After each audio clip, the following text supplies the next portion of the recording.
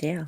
We're live. Hello. Welcome. Hello. Happy Saturday, everyone. Happy Saturday. Yes. We've been enjoying everyone's comments. I kind of took a quick scroll through everybody's comments here. I haven't caught everything, but yeah, I love that we're here on a Saturday to talk about Star Trek and just kind of escape from everything that's going on in the world for an hour or so and talk about the Galactic Barrier. So, Brandi, how's it going today? You know, it's been a busy day for me actually. I've just been kind of going since I Mm, got up, and that's okay though because this is my fun time. This is my, you know, time to just be with friends and talk about something that I love. So it's not what I consider go time in the same way as all the other things that I've had to do today. So, yeah. absolutely. And then after this, I get to just be chill some more and be happy and be free. And yeah, Yeah, I I'm hear not you. on drugs. I hear you. I'm right there with you. It's been a week, both in my own life and in the broader world. So this is Mhm. nice to just be able to focus on some Star Trek. This is how crazy a week it's been. It was like late last night, and Discovery doesn't pop up on Crave until 9 p.m. Eastern on Friday. So like last night, I was doing some work downstairs and getting notes ready for our podcast that we recorded today, and putting together the thing for this. And I was like, oh my god. I ran upstairs. I said, Nikki, we need to watch Discovery. So like I'm getting ready to talk about this show, and I'm like, I haven't actually watched it yet. Yeah. That's a new level of poof for me. So that's Hmm. where my brain's at. I totally understand that. I really truly do. I have been there many times, and in fact, in about 3 weeks, as we were saying before we went live, is going to become the busiest time of year at my job, and I will basically just look like this for about 6 months. Oh man. Yeah. Just this. This will, even if my face doesn't look like this is what will be going on inside my head at all times. Oh, well, let's mitigate that by talking about some Discovery, because this is going to be something that we can say only for this week and not for the next 3 weeks after. We only have one episode to talk about today. Yeah, and then we get to do Whew. double duty for 3 Yeah. weeks. Whew. Hmm. That is gonna be, interesting. Yeah, absolutely. Well, yeah. So let's talk about Discovery season 4, episode 10, the Galactic Barrier. Only 3 episodes left of the season after this episode, so we're kind of getting towards some stuff here. Is the impression I'm getting, and Mhm. we've got the Discovery's mission to go contact the species 10C, which is of course on the other side of the Galactic Barrier. The namesake of the episode, which obviously we're going to be traversing that in this one. So let's talk about that initial opening scene with everyone kind of gathered around the table. So And long! like, I remember the. I remember the internet blowing up last week about, the pictures, the preview pictures, and there's the Star Trek Picard insignia, the comm badge in front of Kovich, and everyone's like, "What does it mean? What does it mean?" And it's one of a number of them. We see the TNG badge, the DS9 Voyager badge, and like a bunch of universal translators, including the like aluminum tube thing from TOS, which was pretty cool. So, yeah, they're just there as props for these universal translators may not really work if we're contacting the 10C, because we don't have that common ground that or we may not have that common ground. We may not have that basis upon which to build communications. So, um, yeah, what did you think of this scene? There's a couple of things I want to talk about, but I'm just curious what you thought of this. I actually really liked this scene because of number one, a Gilligan's Island reference, Mm-hmm. and number two, talking about confirmation bias, which is something Mm-hmm. that people just don't think about. And especially in Trek, we just, oh, well, species 10C, they're probably gonna, we're expecting them to be humanoid because most Star Trek aliens are. Yeah, but this, there was there was one person on Twitter, I can't remember who it is, forgive me, that said, what the best troll would be that the 10C are just a bunch of middle-aged white dude bros. Yeah. Yeah. And that's all they are. Just With like, with two wow. little bumps on their foreheads right here. Yes. That's it. Mhm. That's it. Yeah. Just a bumpy forehead. Yep. But it would just be so funny because yeah. Anyway, but, I think it was great to bring up confirmation bias because we need to be reminded of that, because Mm-hmm. Discovery is truly going where no one in our galaxy has gone before. So, Yeah, yeah, don't expect absolutely. something to be like you. Yeah, I appreciated that. I liked that, and I loved Dr. Harai, this new Oh, yeah. character, who thought Kovic's joke was hilarious and So gave great. it It its was due. great. It was great. Yeah. And I love Kovic's little nod, like, thank you. At least someone Mhm. found it funny. Um, yeah, I love this Dr. Harai, who always seems to be munching on stuff, which was, He's I got a snacky thing going. yeah, I kind of like that because, like, at the beginning scene, there's kind of remnants of a meal, right? So it's like, oh, it looks like they all had a meal of some kind, and this is just the tail end, and he's just munching a little bit on what's left. But then later on Discovery, everyone's sitting around, kind of rapt attention, and the camera pans over, and he's just like, oh, Yep. munching away. I love it. That's just his thing.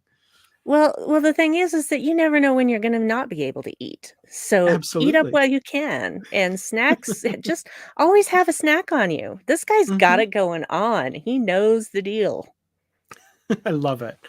And yeah, I've seen people in the comments calling out Hiro Kanagawa, the actor playing this character. Love seeing him in Trek. That's pretty cool. And hoping to see lots more of his character. I'm assuming we're going to see that with the actual contact with 10C at some point here. So, Yes. um, yeah, apparently credited for the next 3 episodes as well. So that makes sense. That makes sense. Well, he's stuck on the ship and they're in another galaxy right now, so it's not like they can just Yeah. tootle on home and, pick up some stuff for the road.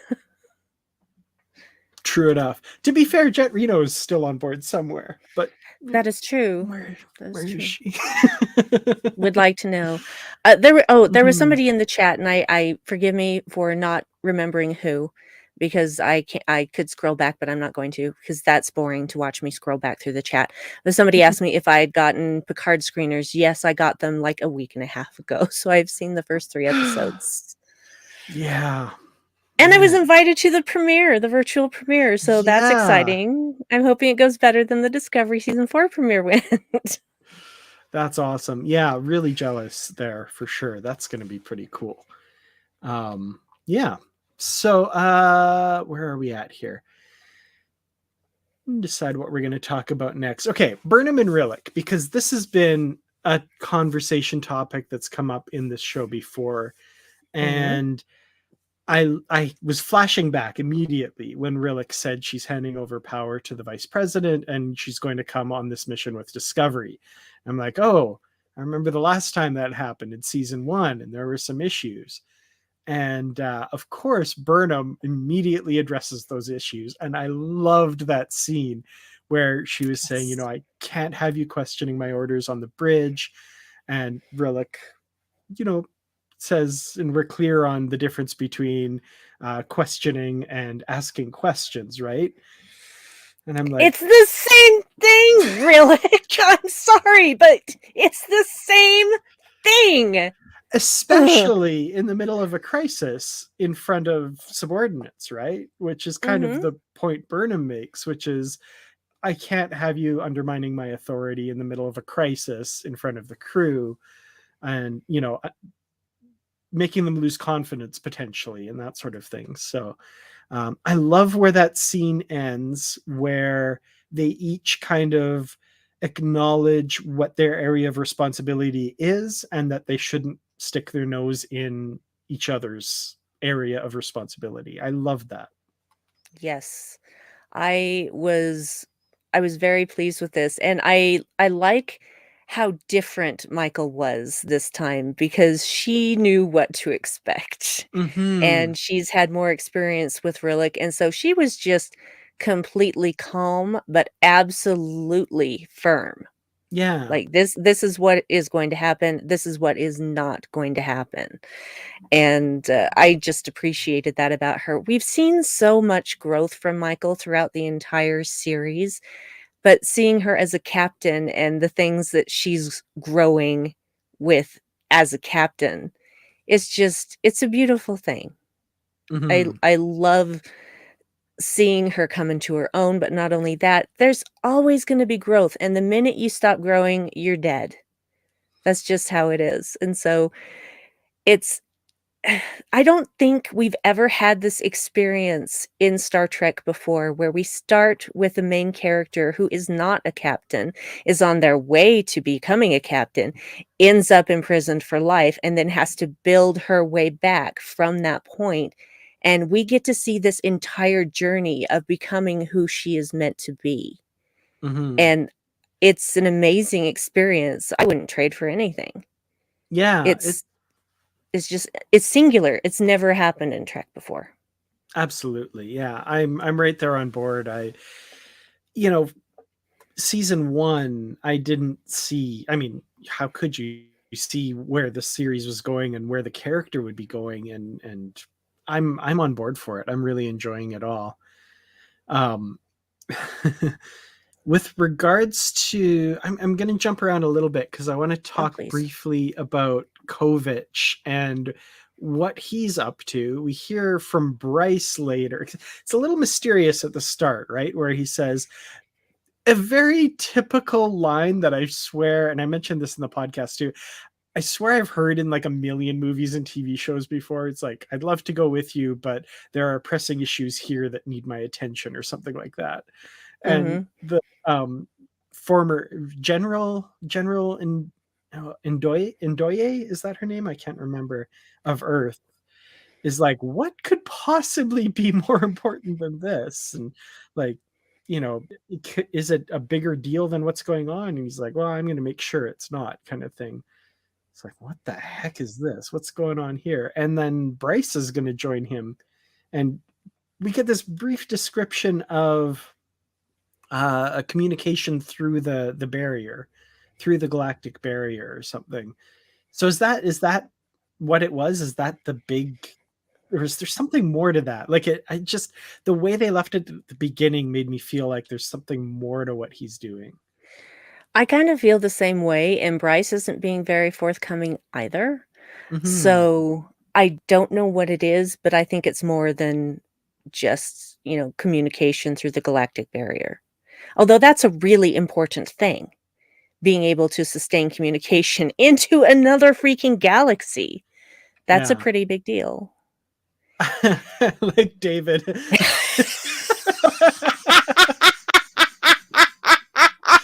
Oh, please, I'd love to see a Cronenberg directed episode of Discovery. That would be great too. Yeah, that would Yeah. be awesome. Oh man. Ah, I love my husband. That's funny. Absolutely. Oh, that's Um great. yeah. So yeah, Ronnie Rao Jr., Bryce, apparently was unable to shoot most of the season because of his role on the show The Porter.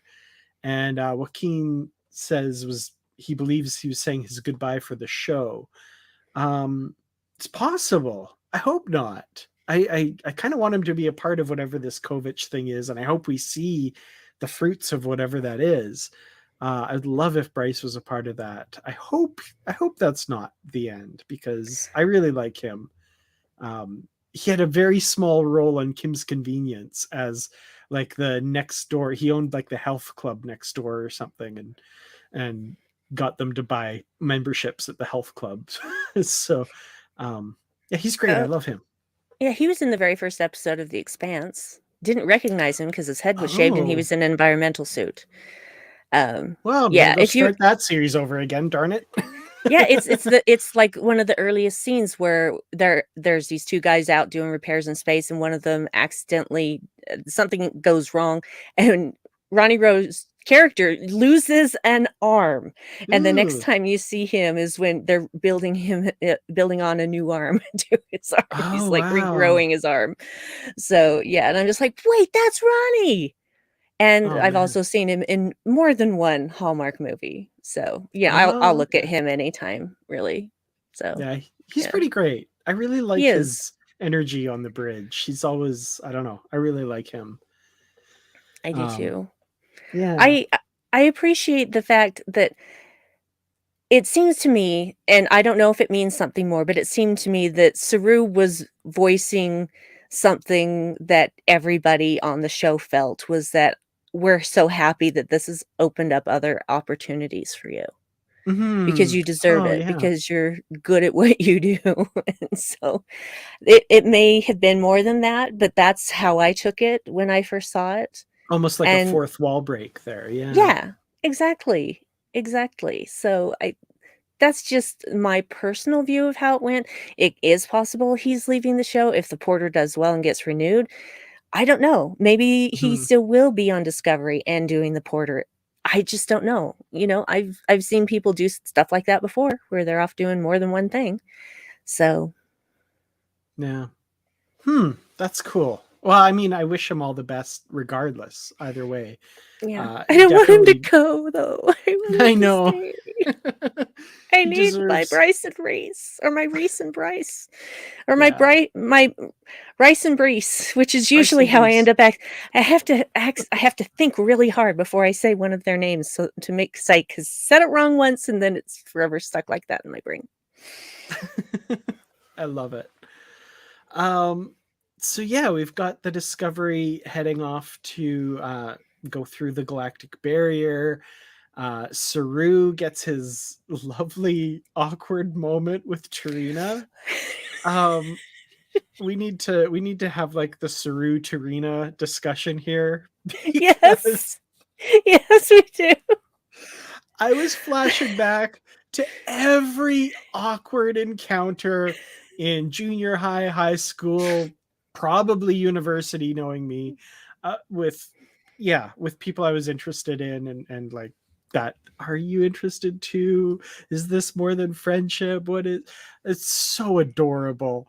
Oh, Saru, just he puts his heart out there. He bears his soul, and we get the typical like, "Oh, Madam President, oh, I need to go," and Saru, um, Yeah. But if you're looking closely, when he says, perhaps there could be something more, she has a lip tremble. It's almost imperceptible, but she has a lip tremble. And that's she amazing. she she wants to respond, but the Vulcan part of her is like, we don't have time for this. There is stuff going on. There is a crisis happening. We don't have time for this. This is not good timing. So, and the second time we watched it, which was the day that it was actually released to everybody, I was just waiting for that moment. And I actually said out loud, awkward moment in 5, 4, 3, 2, 1. And I timed it perfectly. Like I was saying one, and then Nice. Saru was talking to Tarina. Well, Saru Uh, just needs to write her a note. yes. Well, I honestly think let's look at everything that's happened up to this point and every facial expression that Tarina has had while in Saru's presence. She digs him big time. Mhm. That is absolutely clear. The fact that she Yeah. even suggested that they have a meal together. She was hitting on him in the most Vulcan way. So I feel like though, but again, that whole logic and there's stuff going on, and this really isn't the best time to talk about this. And and just how flustered he was. And then later when he sees Culber and he has another awkward moment with Tarina not knowing she's on the ship because Mm-hmm. the Navarre representative, excuse me, didn't make it there on time, and so she decided that she would be the one to go. And he's just like, "Oh man, I didn't expect to see her again so soon. I only did that because I thought I was leaving forever and would never see her again." Mm-hmm. Just so great. Well, I love the juxtaposition of this as well, because we've got this DMA that's, a threat to trillions of lives potentially, and they're on Mhm. this life or death mission to go contact the creators of it. And Saru's over here going like, "Oh, all the meetings are going to be awkward, and I don't know if I can be around her, and oh my goodness." I just love that. Like, Mhm. A, because it's the minor, and I'm gonna say human, I know it's not human, but it's the Yes. minor human stories, the things that happen in our lives, set against the big real world, big picture stuff. It's like Riker worrying about his career during the best of both worlds, right? Like, the Borg are Mhm. potentially going to wipe out the Federation, and Picard's like, "Why aren't you a captain yet?" Like, you know let's weigh things here, but it's realistic too, right? Like, because Yeah. that's still important to us.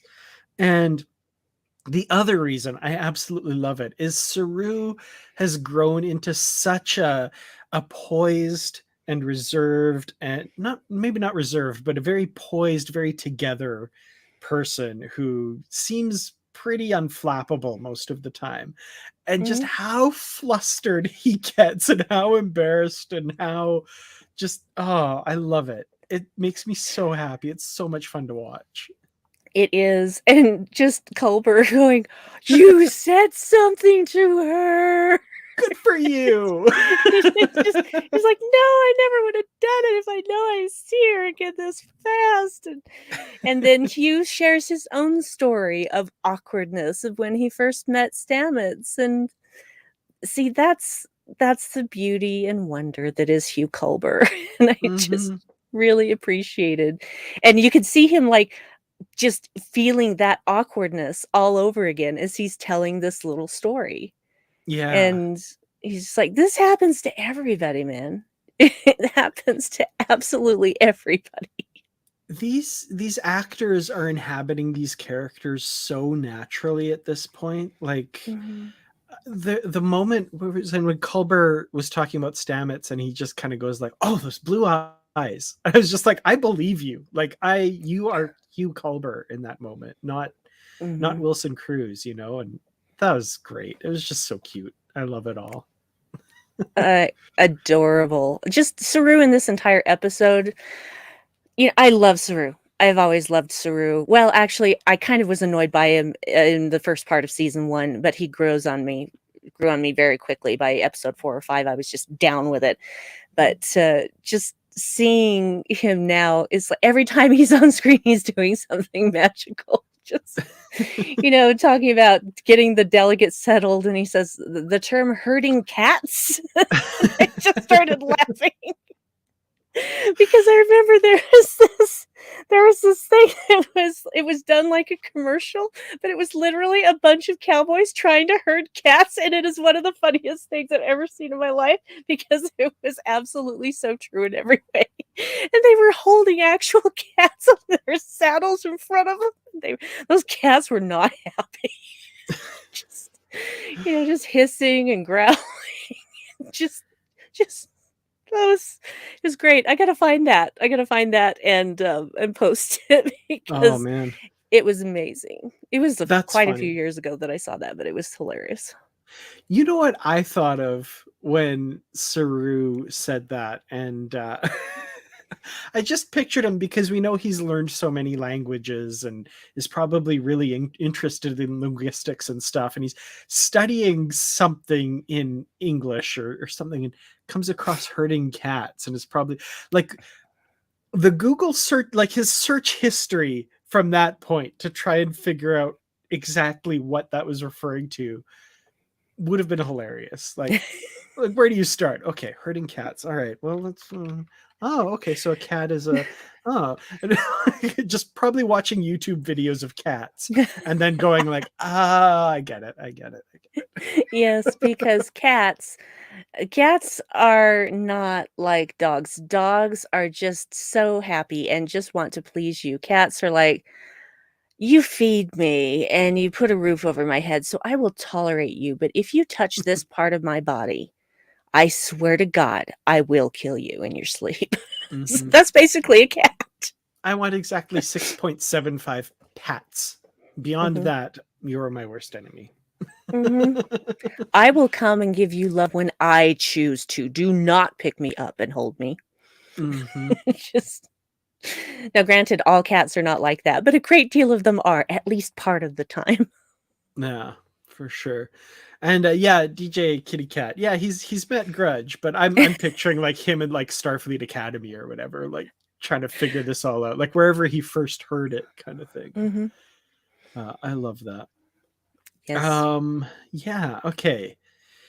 So one final thing I want to talk about with regards to this part of the story. Well, a couple things, I guess, but they're going to cross the barrier, and right before they go into the barrier, they get a classified message for the president and the captain from Admiral Vance, and this is where we learn the DMA has moved and is now threatening Navarre and Earth and Titan and everything kind of in that region there. Um, and this leads to um, not a major rift, but like a difference of opinion between Burnham and Rillick. And I thought this exploration of that was really interesting, with Hmm. the president wanting to keep that information. Well, first wanting to turn the ship around, and second wanting to keep the information about the threat, um, classified from the crew and the delegates and stuff, and Burnham taking the opposite, that no, we need to tell people. And I loved how they came to an accord by the end, where the president was brought around to her point of view, and also that moment where they address the ship and Burnham gives the president the floor to inform them, and her reasoning for that was just so touching, where she said people want to hear their leaders have, I'm going to paraphrase this really badly, but like that leaders have control of the situation, and um they're not foundering because of, you know, hard information or rough news, and that they have control. And you're my president too. And she says in not so many words, I needed to hear that. And it was a vulnerable moment for Burnham, which was really nice to see in this context. And also the accord that she gives the president in that Hmm. moment, the trust that she put in the president, because not only did she need to hear that from the president, she trusted that she would hear that from the president in that moment. And I love that. I think that's really, yeah, it's just a great move on the writers for their relationship. Yeah. And honestly, Rillick said earlier in the episode she was the Federation's top diplomat for 20 years. Mm-hmm. She does know diplomacy. So she's not a beginner at this. Yeah. And so, I would have trusted her too to say the thing the right way and to keep people inspired while also understanding how difficult this news was to hear. Because I mean, her mother is from Earth. Her mother's family is on Earth. She's Mm-hmm. just as affected by this as everyone else who has a connection to Earth, Titan, or Navarre. And for Michael, it's like 2 out of 3 that she's got a connection to. Yeah. So yeah, the thing is that it is hard to hear. But I think it it was obviously the right choice. But also I feel like when you get that information, that could have remained classified, could have been kept away from you. That's showing trust in the crew and the delegates, in their ability to do their jobs no matter what else is going on. And Mhm. isn't that really the way it ought to be at this point in history? It's future, actually. But isn't that the way it should be? Is that, yes, we can take this terrible news and we can have that worry in the back of our minds. And maybe that spurs us to be even better at our jobs Mhm. instead of distracting us and making things worse. It's Yeah. just knowledge is power. Yeah. Absolutely. Yeah, and the idea of keeping that information is just like I would have such a hard time with that. I mean, I guess I put myself more in the shoes of the crew than the captain or the president, because in my day-to-day life I'm not a captain or a president. I'm, generally speaking, one of the people carrying out the decisions of people above me. So the idea of information like that being kept from me so that I do my job well, like that's just, that feels so, It's insulting. it's insulting. Yeah. That's much more that's, I was going to say it feels icky, but yours is much more, that makes, yeah, better use of language.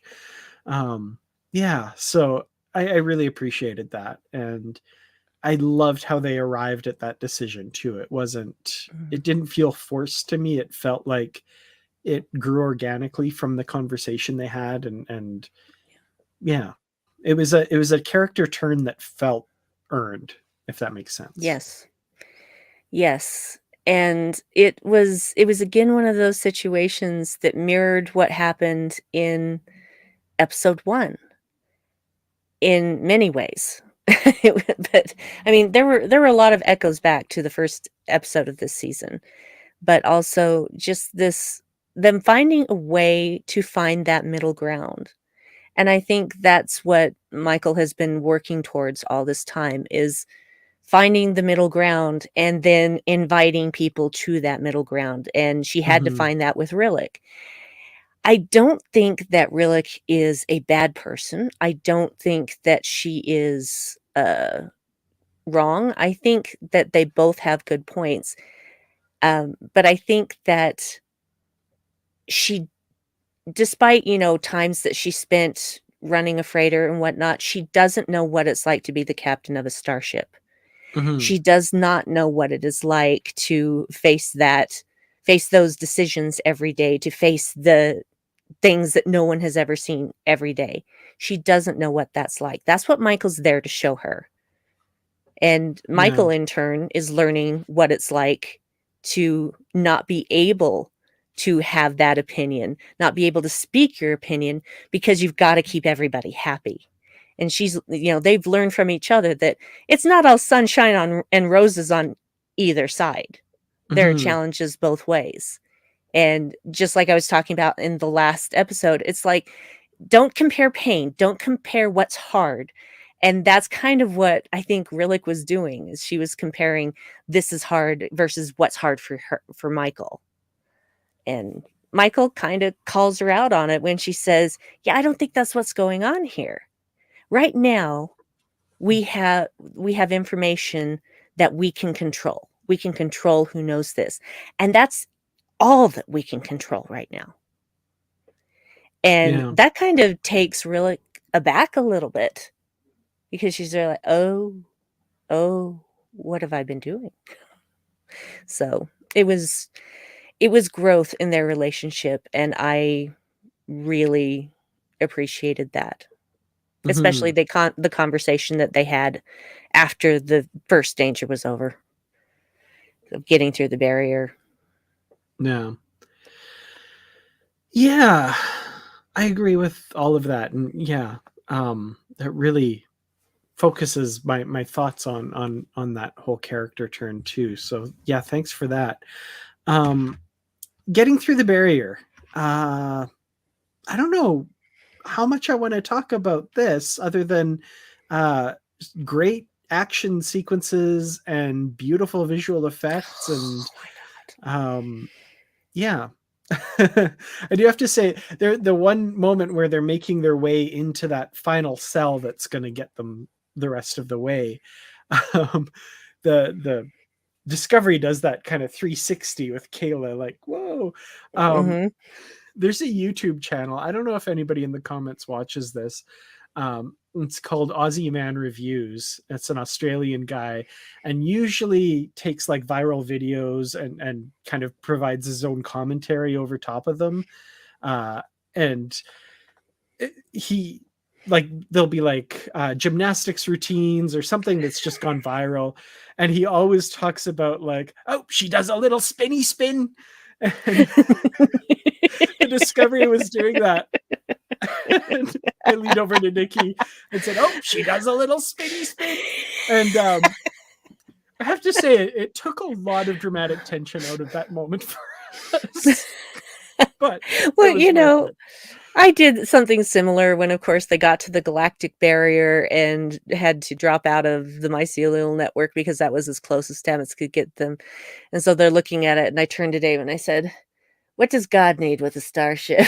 It just had to be done. Had to be Very done. nice. Anyway, sorry. No, no, I love it. Okay, so earlier you said Rillick is not a bad person and is not wrong. So let's talk about someone who is a bad person and is wrong. Yes, let's talk about Tarka. Let's talk Thank about you. that little turd. Yeah, Yeah, let's do that. yeah. You said that about Rillick earlier, and I was like, I have a segue. Um, Yay me! I'm just handing them to you. very nice.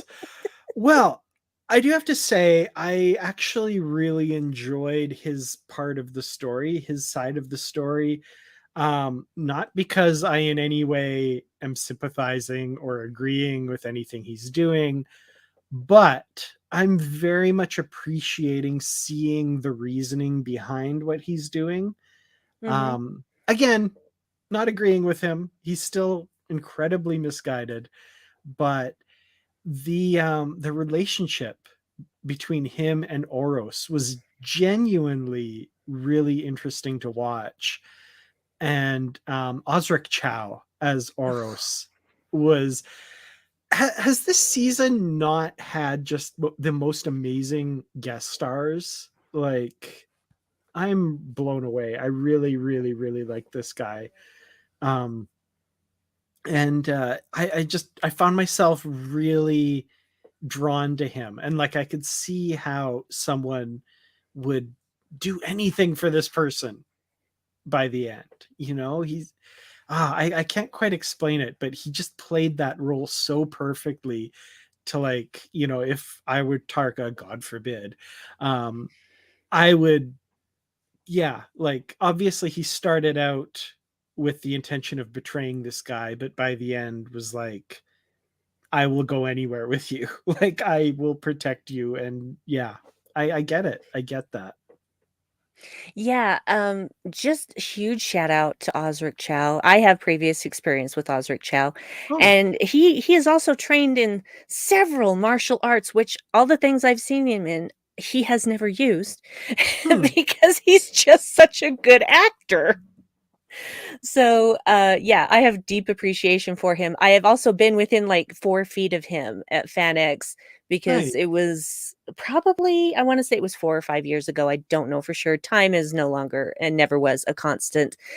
And he was a big draw because he had been in Supernatural.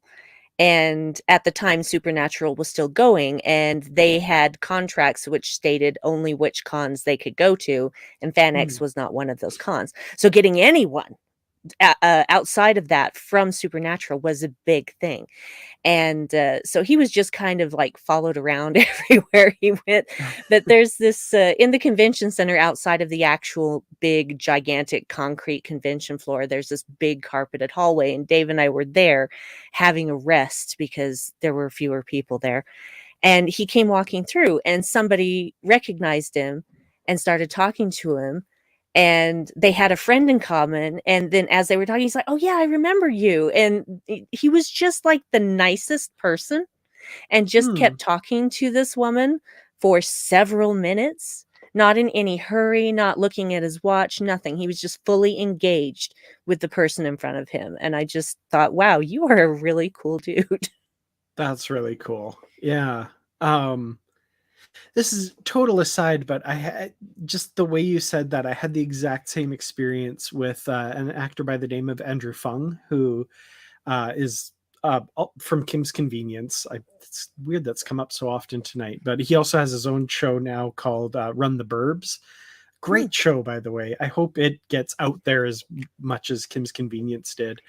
But yeah, I ran into him at the Calgary Expo a few years ago, and my wife and I, fiance at the time, ran into him, and it was just like, oh, we didn't get a chance to try. I was like, and we just talked to him, and he was so into the conversation, and also he's such a nerd. He loves Star Trek and Star Wars and stuff, so it was great. But yeah, I loved making those personal connections. And this guy, like, I don't recognize him for anything. I don't know that I've seen him anywhere else, but there's just something about the way he played Oros here that just, yeah, he seems like the coolest person.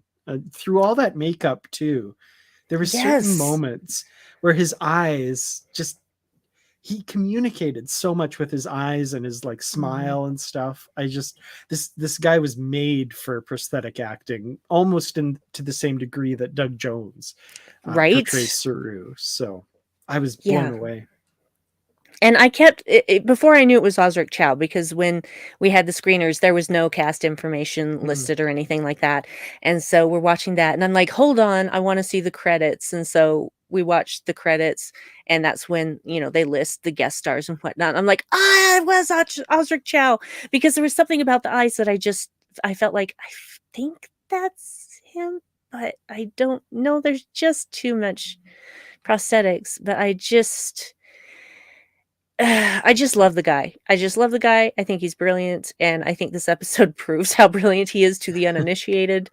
So, yeah, we all would have done anything for Oros. Every one of Yeah, us. We were eating out of absolutely. his hand, and he wasn't even trying. Yeah, for sure.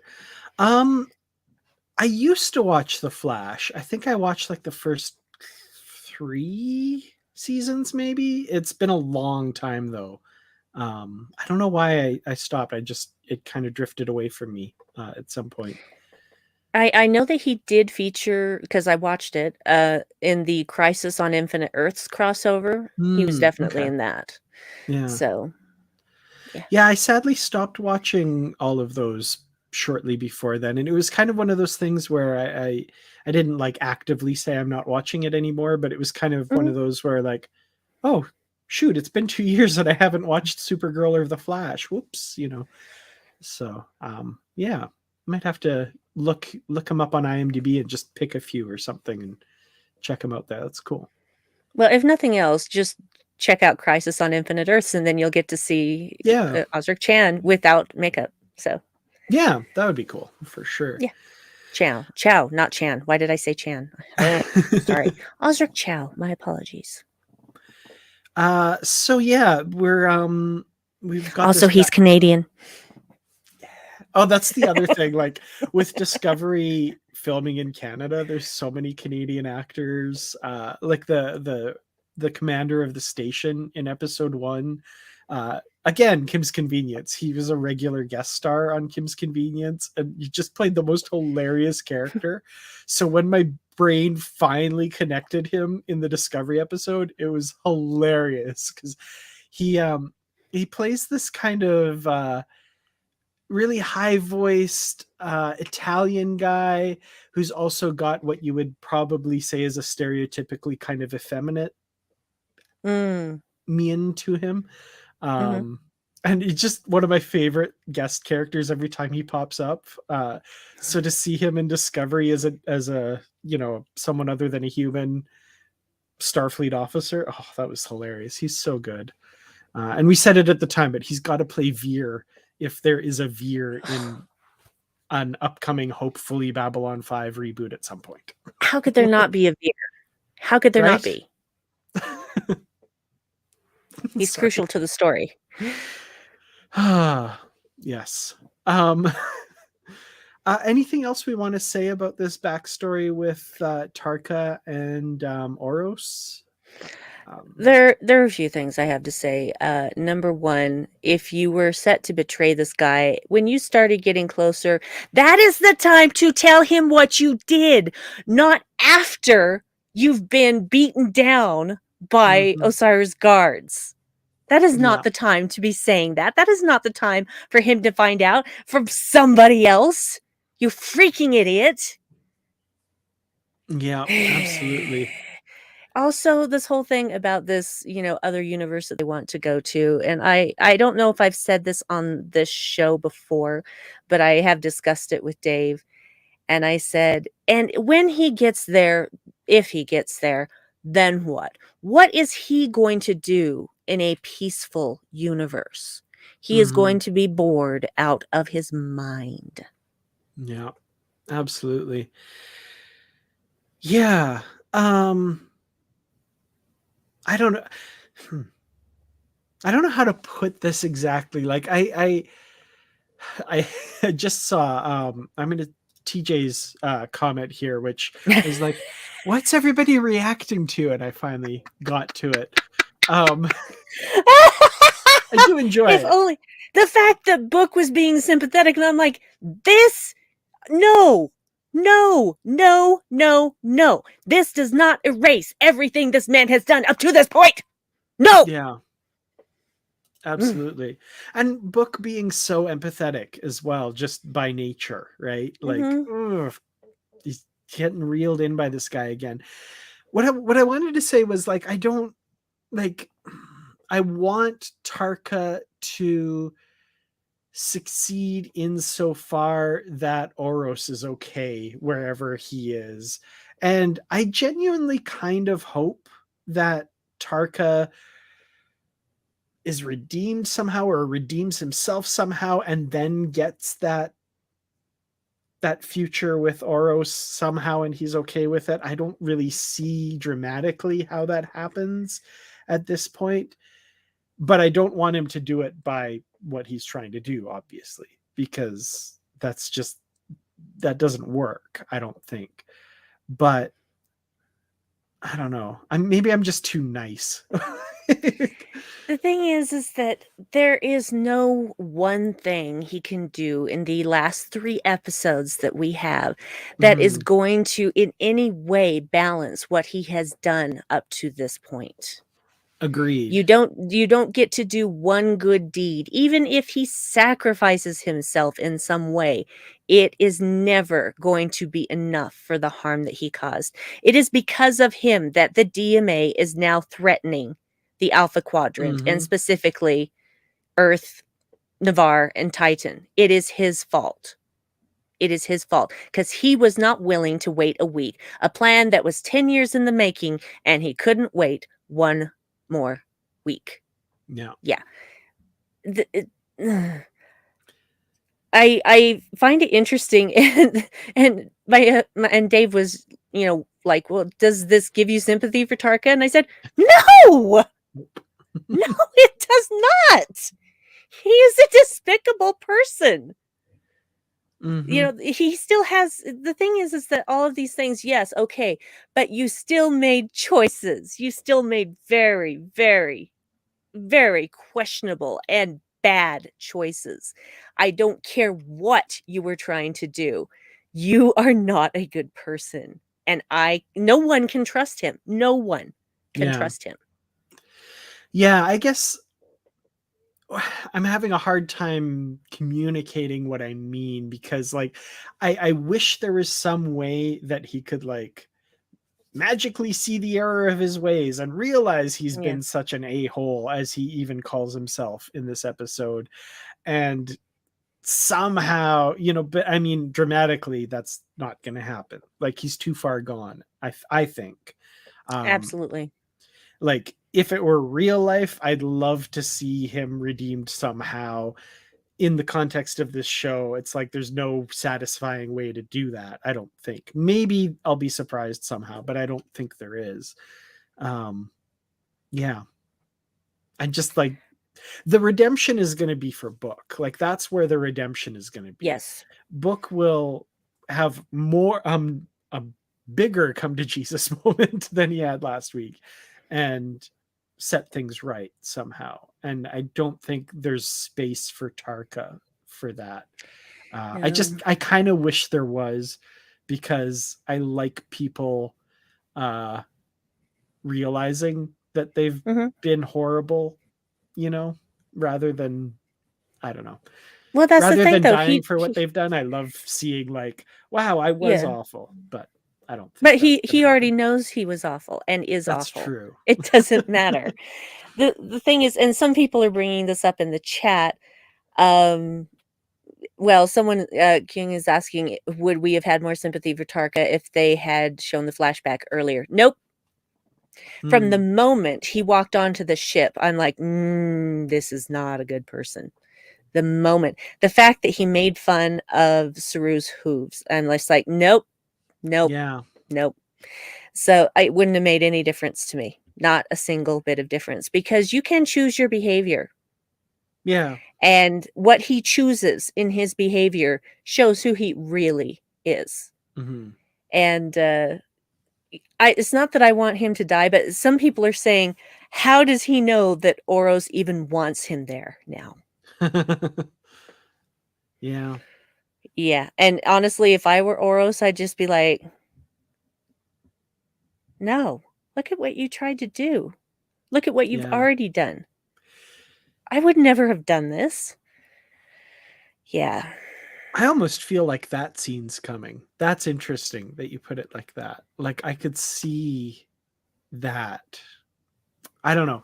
I for with respective of nothing else, I hope we see Oros again I do sometime too. in the next 3 episodes, and I have to imagine we will. So yeah. Yeah. I hope he's We'll see. okay wherever he I is. do too. I hope he's not dead. Yeah. Uh, no, finding out that he was dead would be like the final blow to Tarka. Is like, Ugh. yeah, you did all this for nothing. People have died because of you for nothing. Mm-hmm. So, but that's the thing, is people die for nothing all the time. And we make it out to be such a big deal. You got to die for something. Well, we don't usually get that choice. Yeah, for sure. Ah, well, Brandi, final thoughts and maybe a rating of some kind for the Galactic Barrier, and this goes for, of course, everyone in the comments as well. Um, well, I enjoyed this episode. I was certain I was going to be annoyed and bored by the flashbacks until, the flashbacks happened, and I was so enraptured with Oros, I didn't care about anything Tarka did. So, but the wonderful thing is Sean Doyle, like I've said before, is really killing it. Oh It yeah. is not easy to be this kind of character. I mean, it's probably easy to portray, but he's showing a lot of range, because though Tarka is, a jerk and other things that I could say, but, aren't PG, um, he does have, more than one layer. He's got a couple of layers.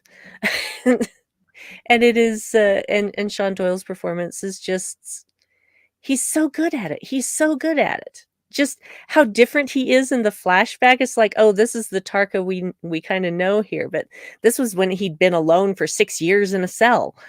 Just I just really appreciate him, and I hope to see him in more Canadian productions, or just more productions, because so many of them are filmed in Toronto now.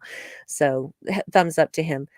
Um, yeah, I wasn't sure I was going to care about this aspect of it. I want to smack Book upside the head and go, snap out of it, just like in Moonstruck, and just just you're backing the wrong horse here.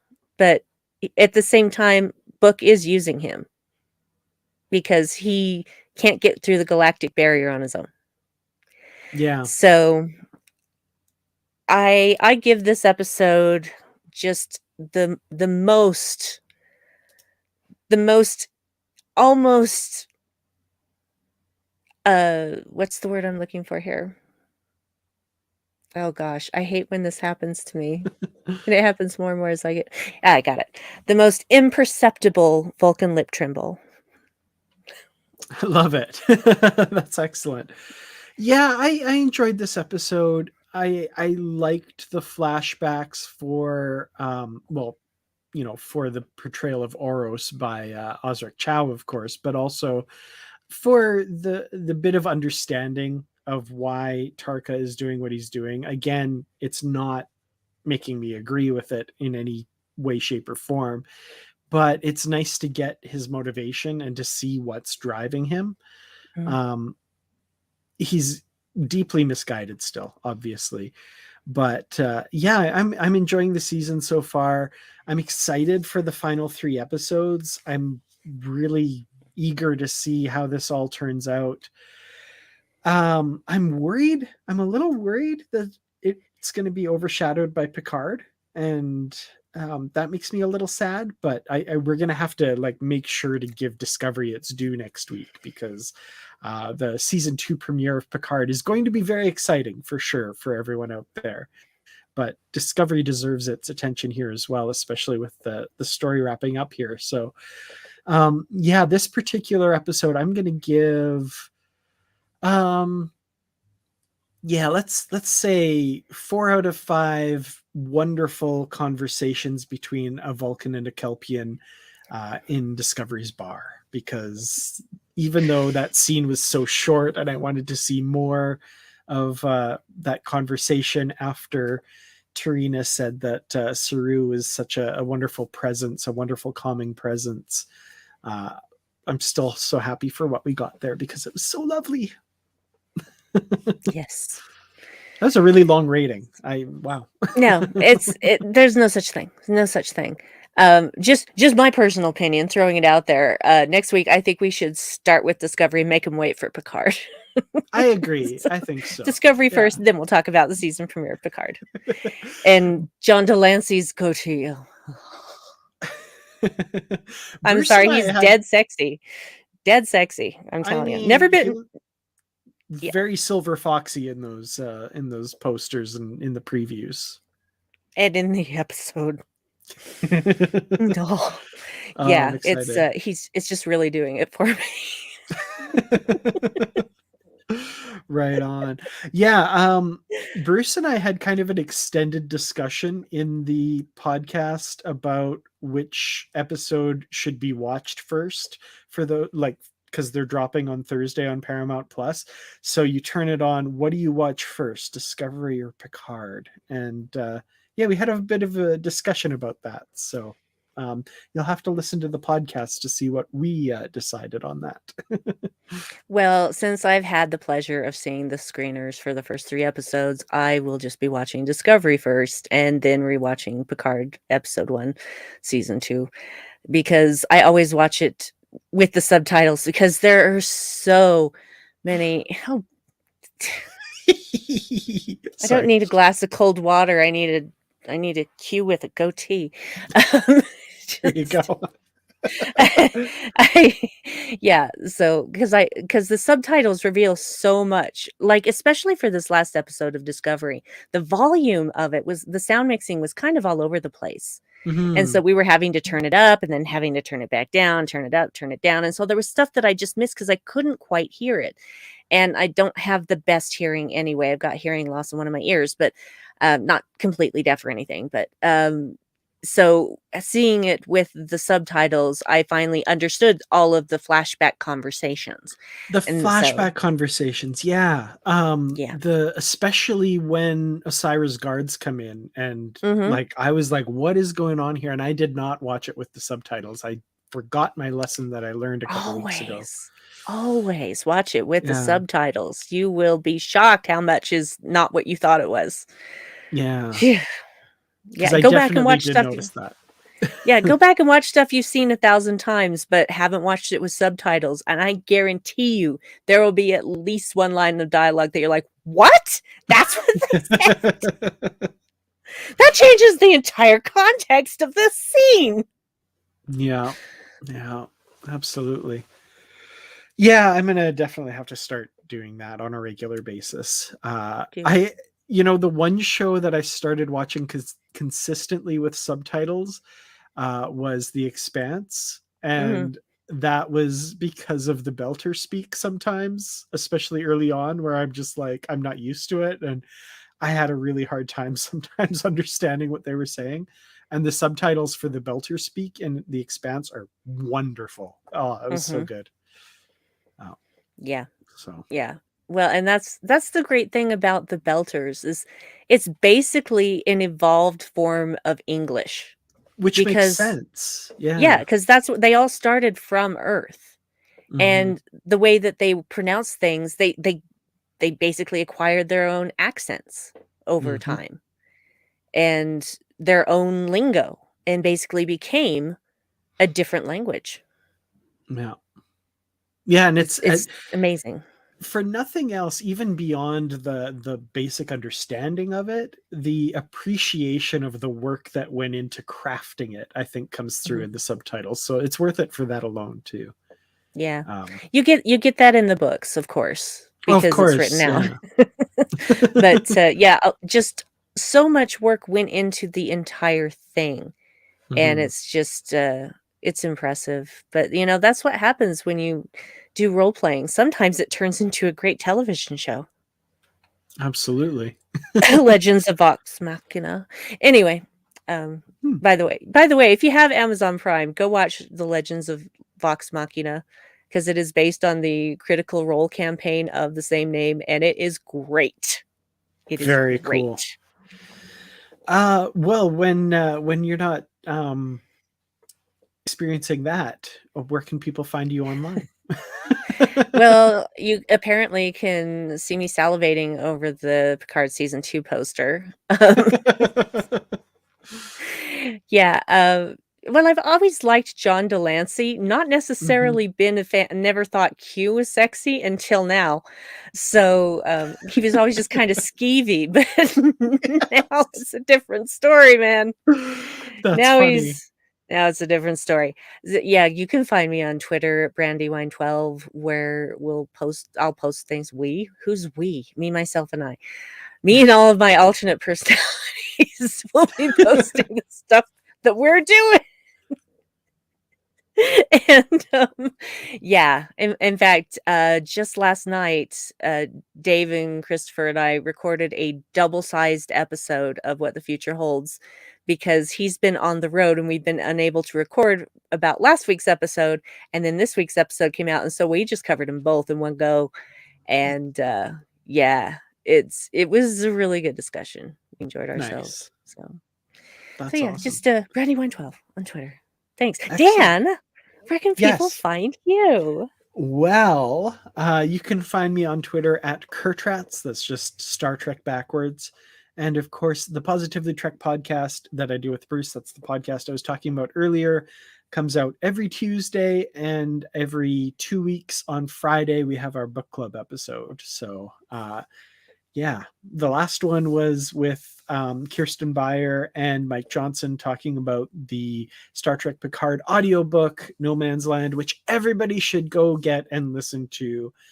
It's wonderful. It's like a bonus episode of Star Trek Picard that takes place between season 1 and 2, and it's so much fun. Uh, yeah, I love it. Jerry Ryan and Michelle Hurd both star in it as their characters from Picard, Seven of Nine and Raffi, except the other way around. I think I said anyway. Yeah, yeah, that's everything. So thank you all so much for watching this week. We'll be back next week with a double episode. We're talking about the next episode of Star Trek Discovery and some Star Trek Picard thing as well. So yeah, Yeah, just something. I don't know. Yeah, Yeah. I hear Q's sexy in it, so that's cool.